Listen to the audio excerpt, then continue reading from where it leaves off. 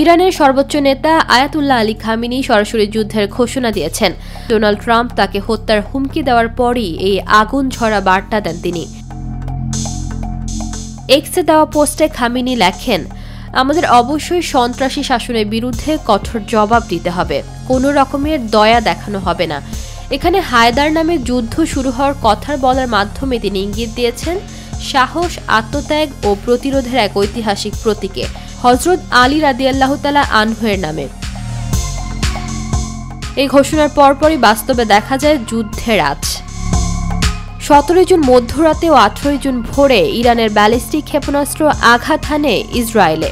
The Times of Israel জানায়, প্রথম হামলা হয় রাত 12:40 কিছু পর।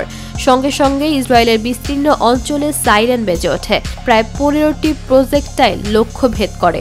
এরপর 40 মিনিটের মাথায় আরও 10টি ক্ষেপণাস্ত্র আঘাত হানে ইসরায়েলের আকাশ সীমায়। ইসরায়েলি প্রতিরক্ষা বাহিনী হামলার কিছু মুহূর্তের আগে বাসিন্দাদের আশ্রয় কেন্দ্রে যেতে নির্দেশ দেওয়া হয়। প্রতিটি ধাক্কার পর তারা ঘোষণা দেয় নাগরিকরা এখন বোমা শেল্টার ত্যাগ করতে পারে। সর্বশেষ পাওয়া তথ্যে জানা গেছে, আঘাত হানা এলাকাগুলোতে উদ্ধারকারী দল পৌঁছেছে, তবে আরও হামলার আশঙ্কায় তাদের তৎপরতা বাধাগ্রস্ত হচ্ছে।